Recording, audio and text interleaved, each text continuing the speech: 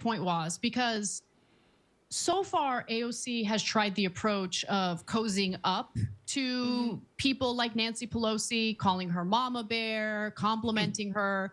She came in, she got voted into Congress to fight the Democratic establishment, and in the very beginning she did.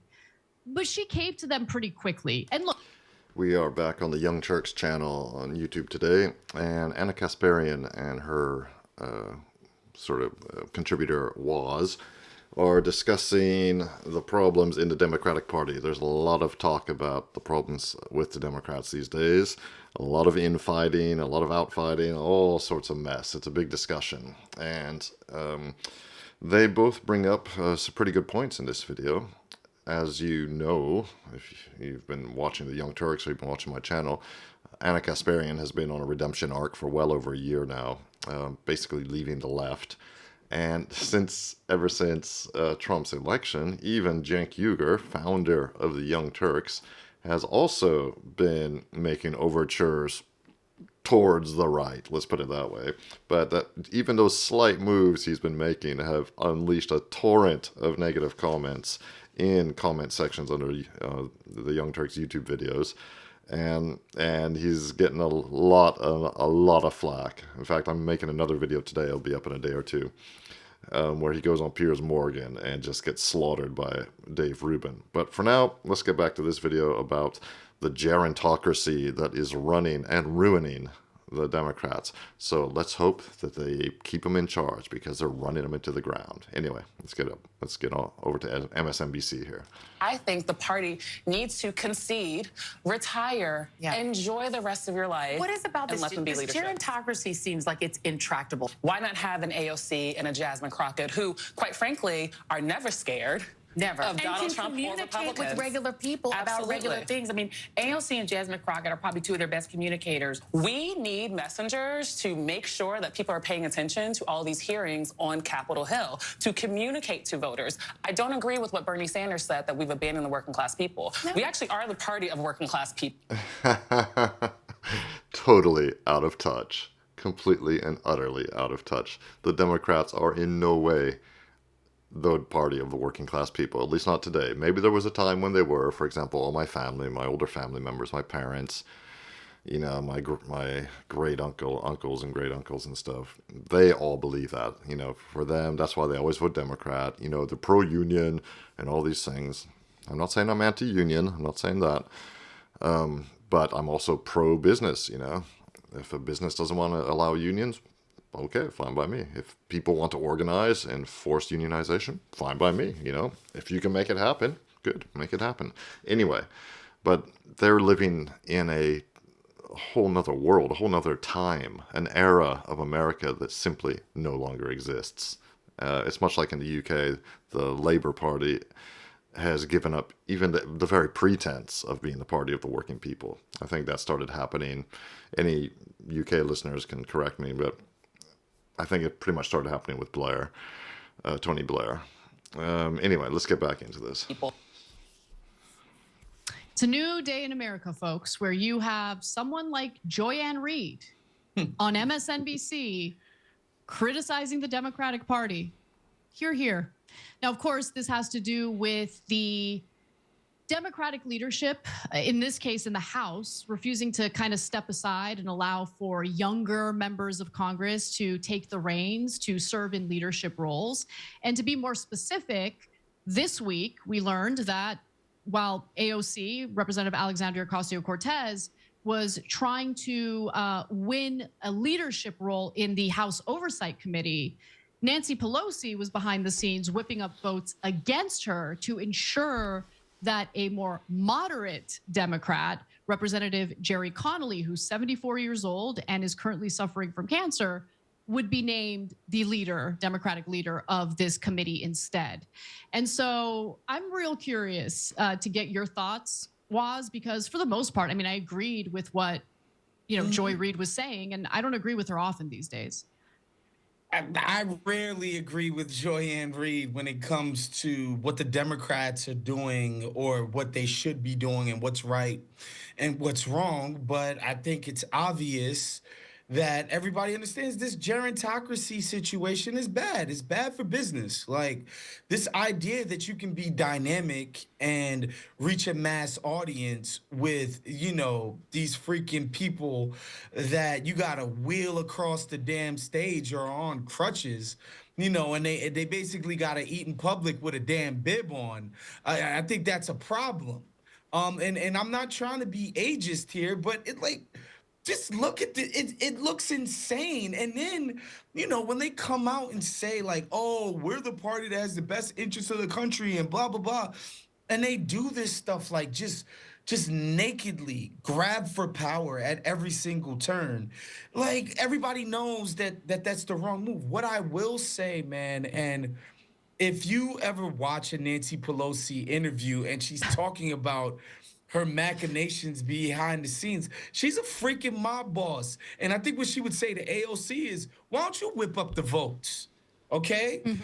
You don't have the power, so shut up. You got to take the power. Basically, they're saying, you got to kill us yourselves at the ballot box. You know? Yeah, of course that's what's happening. That's the way political power works. Something like Nancy Pelosi, yeah, she's never going to be president or anything, but clearly she has a lot of power behind the scenes, whipping up the votes, as he said. AOC is a newcomer. And, you know, yeah, she may have, I mean, I've never been very impressed with her, but who knows? I haven't heard anything she said recently, so maybe I should do some videos on her, see what's going on with her these days. Maybe she's maybe she's moderated her views a bit and come around to reality. We'll see. You gotta have more progressives in the caucus so that, you know, these freaking corporate, moderate, centrist, whatever euphemism we want to call these Democrats, so that we can actually defeat them. That's such a great point, Waz, because so far AOC has tried the approach of cozying up to people like Nancy Pelosi, calling her mama bear, complimenting her. She came in, she got voted into Congress to fight the Democratic establishment. And in the very beginning, she did. But she caved to them pretty quickly. And look, I can imagine how uncomfortable it is to find yourself in a workplace that's incredibly hostile toward you. But that's what you got voted in for. And so... Did she really get voted in for that? As I recall, when AOC was elected, she was basically parachuted into a district in New York City. She had grown up and was from some other district. She pretended she was just some ordinary working class stiff. That was the story that was created around her, her origin story, that she was just some bartender who got into politics because she just, you know, didn't like the way things were going in politics. You know, of course, that's not the true story. She had big money behind her, a huge campaign, but she got in. I mean, this is the way the game works. But was she really elected to go after the establishment? I very much doubt that. She has just become part of the establishment, I'm sure, just like everybody else does in Washington. No one is going to hand her a leadership position because right now, the standard operating procedure for the Democratic Party in Congress is we have protocols. Seniority is the number one priority. You have to pay your dues and you have to wait your turn. And understand that's all about their own sense of entitlement. It's not about what is best for constituents, what is best in terms of securing policy wins that Democrats purport to want to pass. It's all about, like, you know, this person's waited their turn. It reminds me of what happened with Hillary Clinton in the 2016 election. Yeah. Right? All of the games that were being played during that Democratic primary, not to ensure that the best possible candidate was going to run against Donald Trump, but to ensure that someone who was really rising, skyrocketing in popularity at the time, of course, Senator Bernie Sanders, wouldn't have a chance, right? I remember all the little games that they played. It's just incredible because, of course, there were a lot of denials about those strategies to essentially prevent Sanders from winning the primary. But then during this past election cycle, all of a sudden you have Democratic lawmakers who came out and just totally admitted it on cable news. Yeah, and you know what? I think about the other side, and we've talked about this on the show, and about like what Matt Gaetz and them could do in the freaking House caucus, where on the Republican side, where they could have a direct hand in picking the freaking speaker. Okay, I think part of that is their megaphone, man. Like they could get certain political, conservative media entities to echo what they're saying. Like, I think AOC got to get on the horn. She got to try to get them folks at the New Yorker and the New Republic and the, God forbid, the Atlantic and New York Times. Like, you got to find a way to get in there to put a pressure campaign on these establishment Dems and just talk about, like, yo, you guys are taking all these L's. And the idea that you could sit around and be this arrogant and stubborn about holding on to power till the bitter end, she's got to be a little bit more politically savvy. Well, I agree with him on that point. I think both Anna and Waz here are making good points about the Democrats if they want to have a chance. Obviously, I hope that they keep going the way they're going. I hope that the dinosaurs in the Democratic establishment continue holding on to power until the bitter end, like he said, because it's just going to serve those of us who are opposed to the Democrats much better, because it's going to just prove their ruination. You know, they're already on a huge downhill slide. They've been taking big L's, as he just said, and it sounds like they're not learning their lessons. All their friends in the media, even MSNBC, are obviously trying to send them a message: learn your lesson, learn the lesson of this defeat. But let's hope they never learn that lesson. Honestly, about little Machiavellian, yeah, right? 100%, because it's not going to work from just doing it on the quote unquote merits.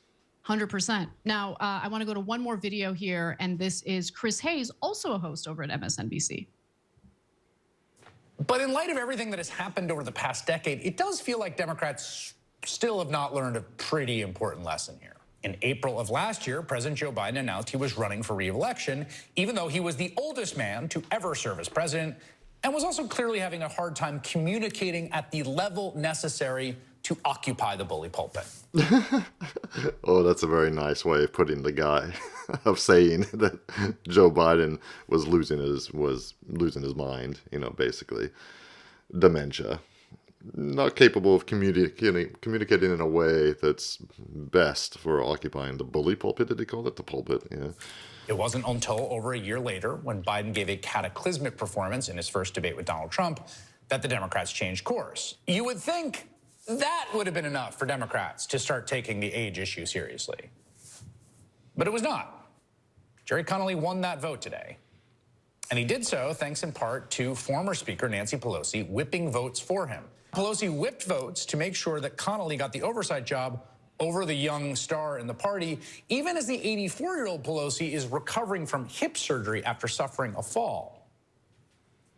It feels like a moment of genuine madness. Yeah, because it is. And, dude, Pelosi needs to retire. But I just, look, I think that Chris Hayes raises a super important question. Has the Democratic Party learned a damn thing from this past election? Let's hope not. Let's hope not. I don't see it so much as an age issue, but yeah, a capability issue. You got to be sharp.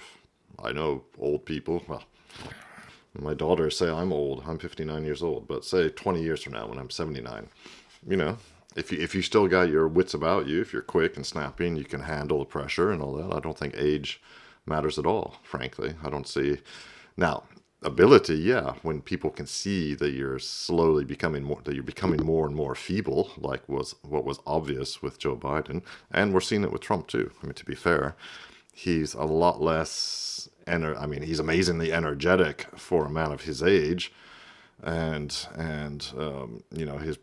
this recent campaign was amazing. I probably couldn't keep up with it. I'm not saying that, but you could see the difference between him during this campaign and during the 2016 campaign, and of course you can see the difference between then 2016 and when you see interviews with him in the early 2000s, for example. Age catches up to us all. So it's not much as an age thing, but I mean, the age is important. The wisdom you get with age, if you get that wisdom and you use it wisely, obviously, that's what counts. That's important. So anyway, let's hope the Democrats continue their suicide dive and kamikaze directly into the ground. That's what I'm hoping to see. And I hope that they run another equally as competent candidate as Kamala Harris in 2028. Let me know what you think in the comments. Please like and subscribe. Really helps me grow the channel and continue making content for you.